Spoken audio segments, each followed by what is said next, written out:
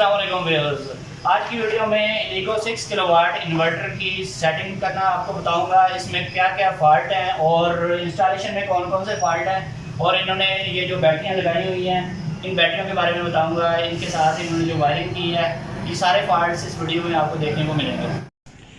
सबसे पहले आपको ये बताऊँ कि ये बैटरी ब्रेकर जो इन्होंने लगाया हुआ है बहुत ही हल्की क्वालिटी का लगाया हुआ है। तो ये श्नेडर का, लेकिन आप देख सकते हैं कि ये काफ़ी लोअर क्वालिटी है। और इसके साथ वायर भी इन्होंने 16 mm लगाई हुई है, पतली वायर है और ये काफ़ी लंबी छोड़ी हुई है। शायद इन्होंने बाद में कोई ट्राली वगैरह बैटरियों की बनानी है।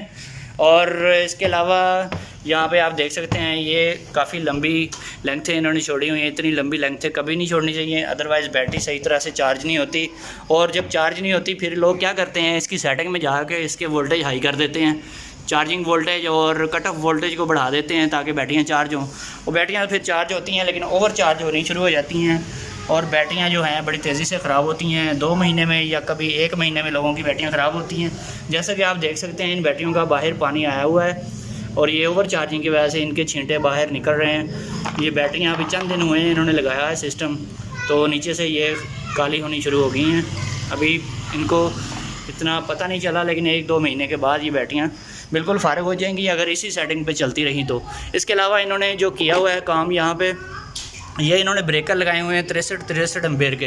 ये वावडा इनपुट का ब्रेकर है और ये आउटपुट का। वावडा इनपुट का ब्रेकर है 63 एम्पेयर और ये आउटपुट का ये भी 63 एम्पेयर। तो ये 6 किलोवाट का इन्वर्टर है लीगो 6 किलोवाट। इसके साथ 32 एम्पेयर से ज़्यादा का ब्रेकर नहीं लगाना चाहिए, अदरवाइज़ सारा इन्वर्टर जल जाता है, आग भी लग जाती है। लेकिन ये ब्रेकर कभी ट्रिप नहीं होता। ये 63 एम्पेयर का ब्रेकर कभी भी यूज़ ना करें।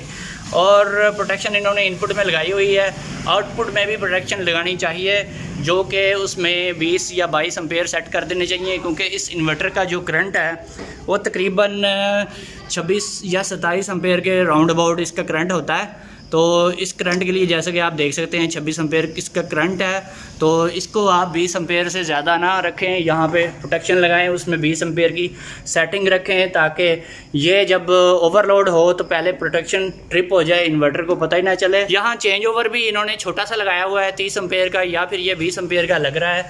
और ये सिर्फ लाइट लोड के ऊपर लगाया हुआ है, हैवी लोड का चेंज ओवर हमेशा अलग से लगाना चाहिए। और ये इस छोटी सी डीपी के अंदर आमतौर पर नहीं आता पूरा, तो आप एक छोटा सा बक्स अलग से लगा सकते हैं, उसमें 50 एम्पेयर का एक हैवी लोड के ऊपर अलग चेंज ओवर लगाएं, लाइट लोड वाला अलग से लगाएं। तो आपका जो सिस्टम है वो सही तरीके से काम भी करेगा और कभी कोई भी उसमें प्रॉब्लम आ जाती है तो आप यहाँ से बाईपास कर सकते हैं। यहाँ पे आप देख सकते हैं कि इस टाइम वावडा बिल्कुल बंद है और लोड शेडिंग की वजह से यहाँ पे वावडा के वोल्टेज आ रहे होते हैं, ऊपर वोल्टेज होते हैं, नीचे फ्रिक्वेंसी होती है।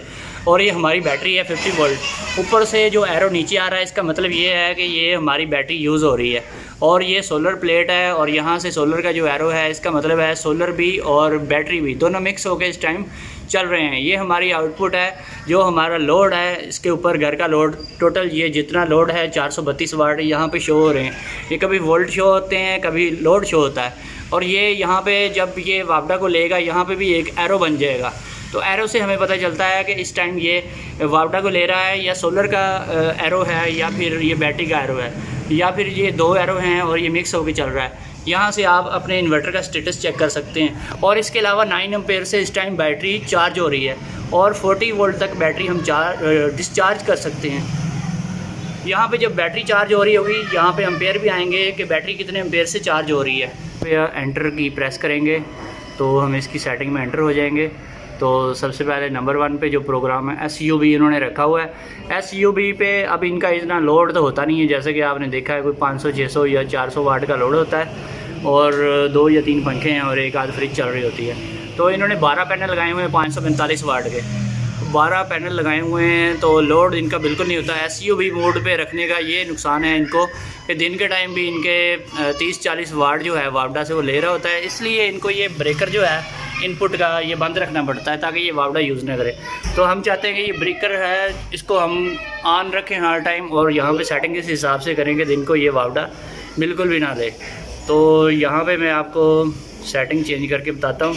नंबर 1 पे आपने SPU कर देना है इसमें, ताकि ये दिन के टाइम बैटरियों से शेयरिंग करे, वापडा से शेयरिंग ना करे, क्योंकि ये सेटिंग तब रखी जाती है जब बहुत ज़्यादा दिन को हैवी लोड चलाना हो, सोलर पैनल कम लगे हों।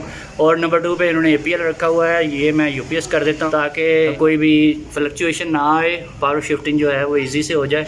और 3 नंबर पे 230 वोल्ट सी है, और बैटरी लोड यूटिलिटी यानी फर्स्ट बैटरियाँ चार्ज हों, और बाईपास इनेबल रखा हुआ है। 6 पे इन्होंने 7 पे जो ओवर टेम्परेचर या फिर ओवर हीट से जो ट्रिप हो जाता है ओवरलोड से, तो वो डिसेबल रखा हुआ है। ये बिल्कुल ठीक है, ये ग्रिड फीडिंग डिसेबल है। और ये SNU इन्होंने रखा हुआ है, इसकी वजह से दिन के टाइम भी ये वापडा से जब ब्रेकर ऑन करते हैं तो वापडा से ये चार्जिंग हो रही होती है मिक्स करके, यानी कि आधी चार्जिंग वापडा से और आधी सोलर से हो रही होती है। इसको हमेशा CSO पे रखना चाहिए, तो ये मैं CSO कर देता हूँ। 3 नंबर पे इन्होंने 20 एम्पेयर चार्जिंग करंट रखा हुआ है यूटिलिटी से, तो इसको हम कम कर देते हैं, इसको 2 एम्पेयर कर देते हैं, क्योंकि रात को इनका बिल्कुल लोड नहीं होता। 14 नंबर पे इन्होंने USC यानी कि बैटरी सेटिंग अपने हिसाब से सेट की हुई है। 17 नंबर पे चार्जिंग वोल्टेज 58.4 रखे हुए हैं, जो कि बिल्कुल ठीक है इन ट्यूबुलर बैटरीज़ के लिए। और 18 नंबर पे इन्होंने फ्लोट चार्जिंग वोल्टेज, यहाँ से ओवर चार्जिंग हो रही है, बैटरी बहुत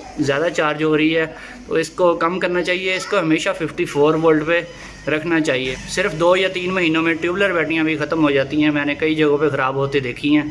तो इसको आपने 54.0 से ज़्यादा नहीं रखना।